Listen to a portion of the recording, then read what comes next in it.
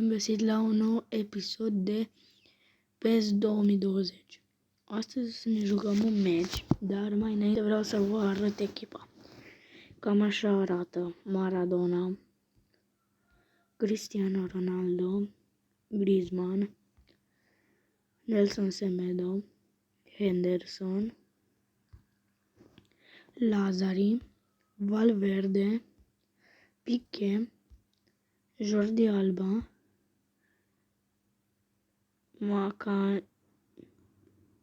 Mancini și Loris în poartă.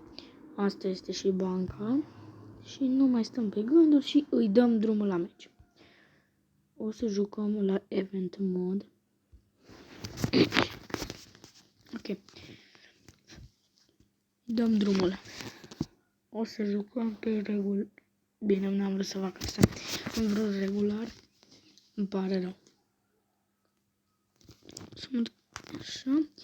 Bun, îi dăm drumul. Nici nu mai stăm pe gânduri. Îi dăm drumul frumos la meci. Nu uitați, dacă vă place ce PES 2020 sau alte filmări care le postez, dați un mare like, abonați-vă și care nu v-ați abonat, apăsați și pe clopoțel. Și scrieți în comentariu la acest videoclip dacă vreți să filmez Brawl Stars sau să mă opresc. Ok, am dat primul gol cu Henderson.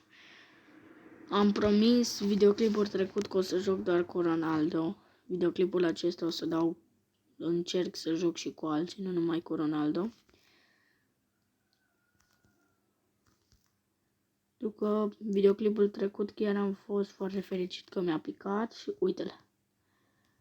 A plecat bine și gol. N-avea cum să rateze de acolo.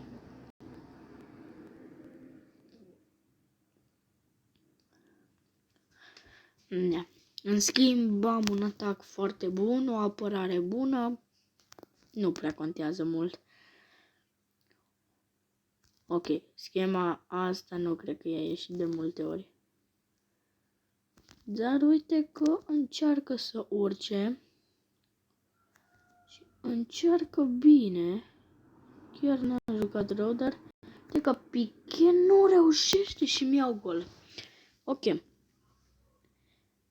Nu înțeleg de ce ar juca așa Piqué. O să lăs reluarea că vreau să văd.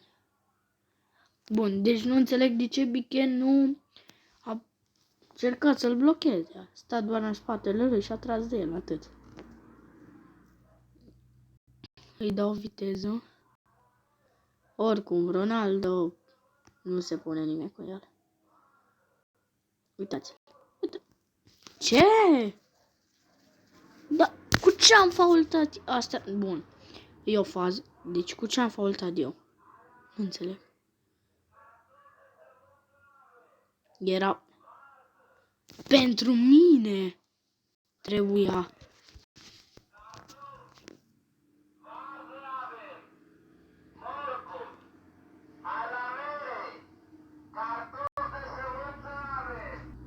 Ok. Donă.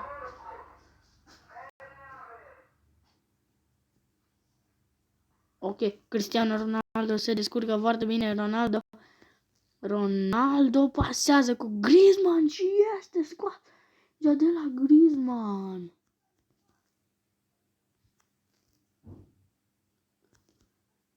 Aoleu, ce intrare.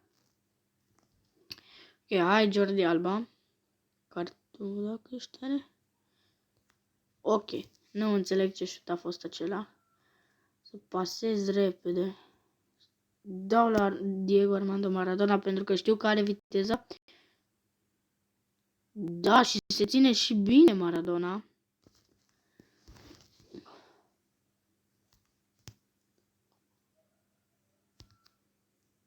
Ah, perfect. Am scos un out. Pasez scurt cu Valverde și schimbă partea bine. Și pasez și nu. apărat portarul. Ok, Griezmann, deci dacă tu l-ai prins, perfect. Mi-e frică de ce urmează. Sper să nu mai iau un gol.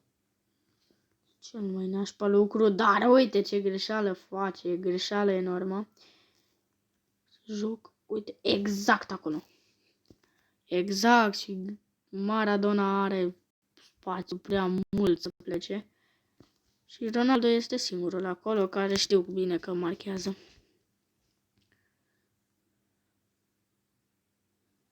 Bun, chiar bine jucat. Da.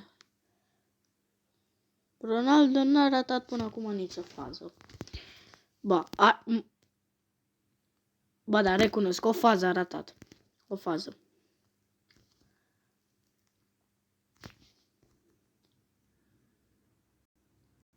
Nu uitați, la acest videoclip vreau să strâng măcar 20 de like-uri.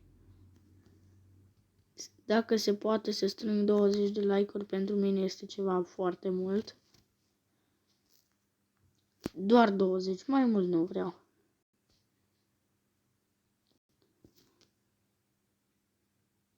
Oh! Oh, nu te cred! Era să intre în poartă. Deci, nu, deci faza reluare o să mă uit. Nu, deci, n-ai cum. Nu faza asta, nu asta. Asta a fost faza. Cred că asta. Nu, asta a fost faza cu golul. Cred că asta a fost faza, nu? Nu. Nu, mai încolo e faza cu golul. După asta este. Uitați. Deci n-ai cum. Deci cade mingea pe bară și mi arată că intră în poartă și cade din nou pe bară. Cât de ghinion poți să ai să faci? Da, direct pe bară. Ok.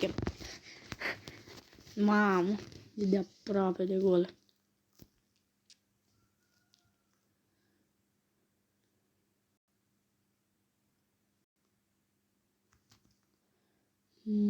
Atac.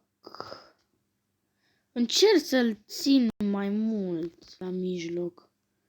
Tu sigur n-are nicio șansă să mai treacă.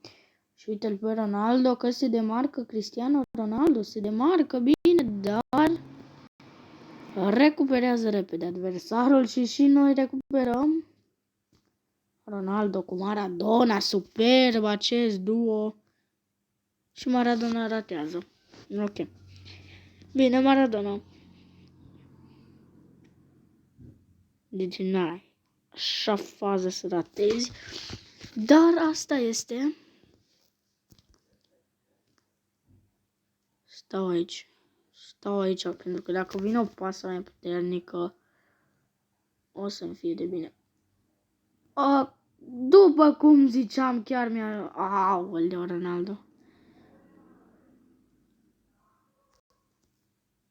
Ok. Joacă bine. Joacă Șut, nu! Ok, asta a fost ciudat și gol. Da, gol.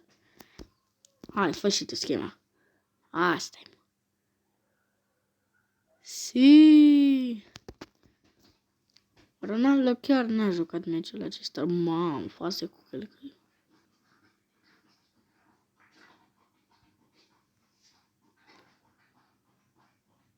Jucat scurt. Jucat bine scurt.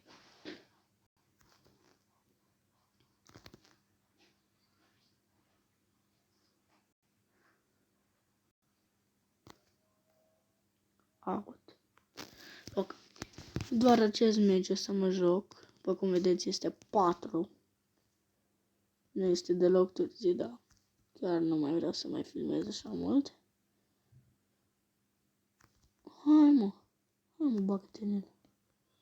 Perfect. Uite. Ai, mă. S-a băgat în fața mea. Perfect. Și acum dacă iei și mingei mai perfect. Perfect, mă, perfect. Dar dacă dai și o pasă bună, mai perfect. Din păcate n-a dat pasă bună, dar avem o șansă. Asta o centrez direct, nici nu mai are rost.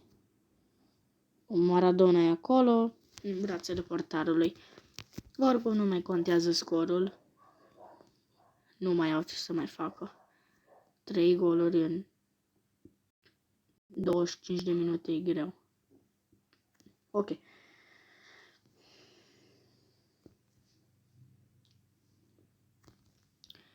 La PES 2020 nu înțeleg, nu-mi place cum preia mingea. Chiar unele faze chiar nu preia deloc bine mingea.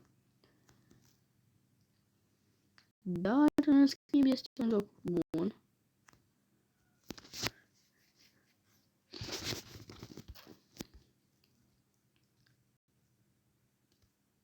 Pasez aici.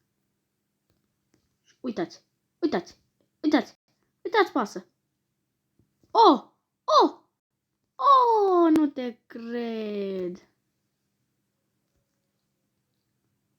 Ce pasă bună și ce driblinguri bune din partea lui Ronaldo. Să treci, să pasezi așa o pasă de 5, 6, 7 metri și să dai șurță la să driblezi 2 oameni, la unul să-i dai șurță și la unul să legi mingea lângă el, hăi ceva. Ok, o să țin pe parte, o să țin flanc. Gata, bun. Am încheiat meciul. 4 n-am bătut. Bun, niște bănuți, bla bla bla, ok. Aoleu, cât să am de plătit. Contract la toți. 4300. Ok. La Ronaldo își face contract pentru orice, oricând. 400. Bine, mi-am scos banii. Ok, mi-am scos banii. Perfect, nice.